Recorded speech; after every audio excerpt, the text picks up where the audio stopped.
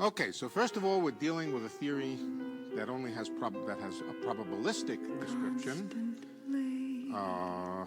and we will see ultimately that there is really there's probably no way around the fact that the description has to be probabilistic, at least at some level.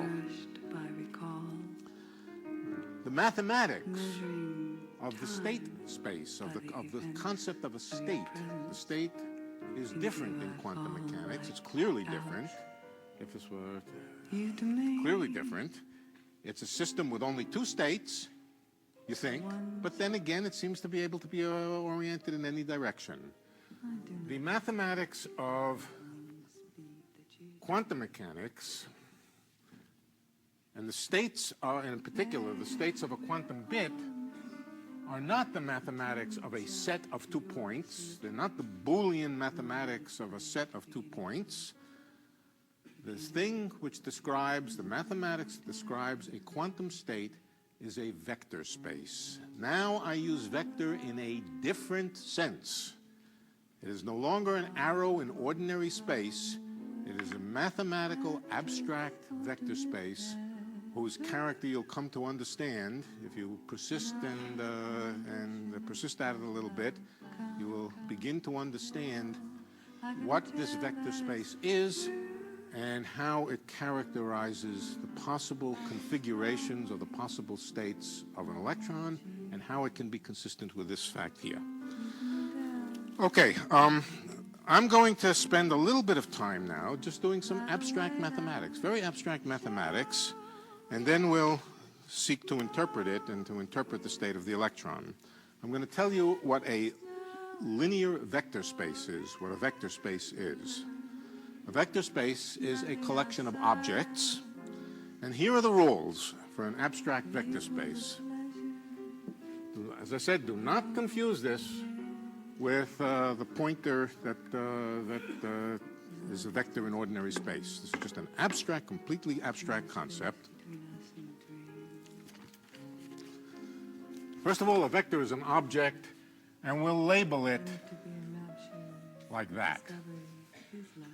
It's an object with a set of rules. It's a collection of objects. It's a collection of objects, right, with a rule. First of all, a rule that any vector can be multiplied by a constant to get a new vector.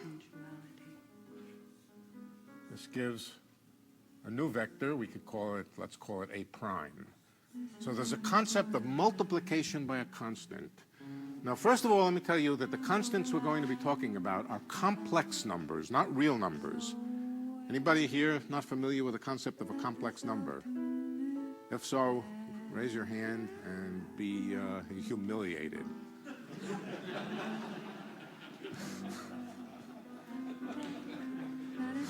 Okay. All right, now, if you really don't know what a complex number, it may be that you know it, but by another word. Now, if you really don't know about complex numbers, look them up, or because you're going to need them. All right, a complex. Remember this number I. I is the square root of -1. Now, -1 has no number. There's no number, ordinary number, whose square is -1. So there is no square root of -1. Any number times itself is always positive, right? 3 times 3 is 9. -3 times -3 is also 9.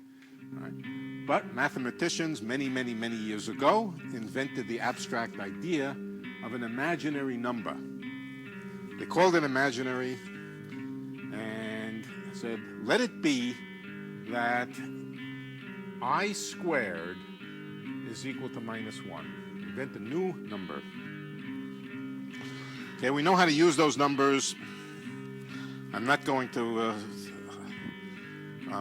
spend any time at it. Whoever raised their hand, are they familiar with I equals the square root of -1? Yes. All right. Now, you can have complex numbers. Complex numbers are what happens if you take two real numbers, ordinary numbers.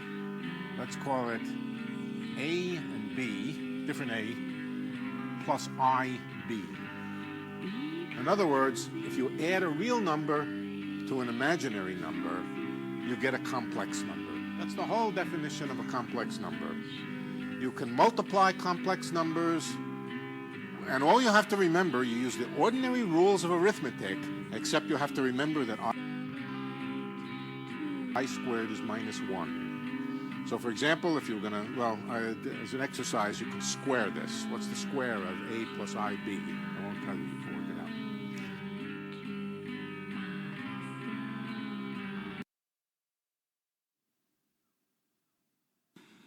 It is clear from what I've just said that relative motion has the characteristic of being non-local, non-localizable. Again, it's all over the place. And it is so in two respects. First, because it cannot be attributed to anything in particular. I guess you got the point. Second, because as we saw, it suggests a movement of the image itself. And for these two reasons, I think relative motion presents the advantage of contradicting directly the kind of vectorization, the general orientation achieved by the joint operation of perspectival space and oriented motion. The kind of thing we rely on when we try and build the depth of field or organize what is sometimes called cinematographic space.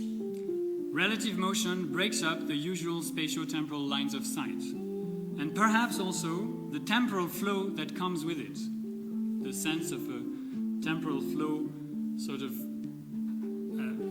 accompanying the organization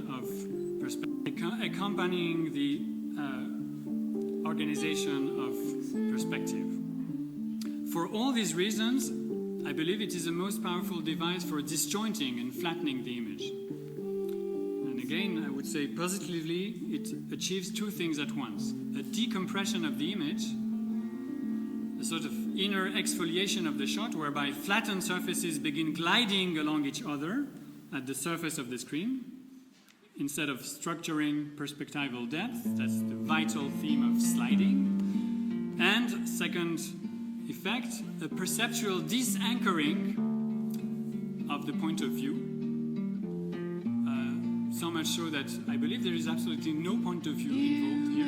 At some point in the experience, you should lose all kind of anchoring and even not care about who's doing the viewing.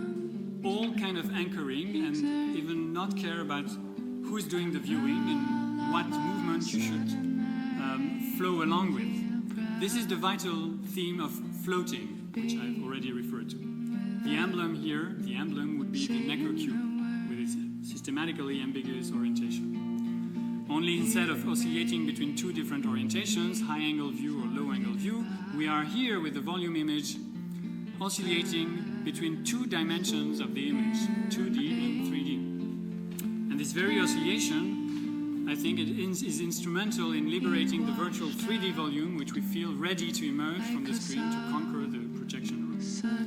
Now, I've already spoken quite a lot, and I want to say a few words about the back of the image, because, so I'm making a leap here to what is in a way the horizon of my talk, like reaching the back of the image, or getting a clearer sense of what it would mean for the image to really literally turn around itself and show its back. I say literally, but as you realize, this is all pretty much happening virtually.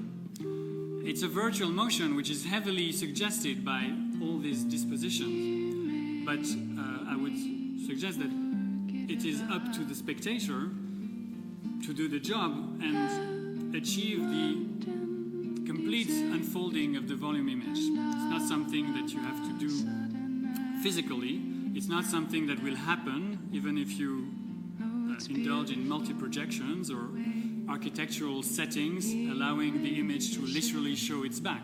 The back of the image is nowhere to be found, but in the virtual motion that the spectator is invited to accomplish for its own sake in his mind. But again, and I believe no one knows better, I, for one, do not know what the mind is, or where it stops, or where it begins.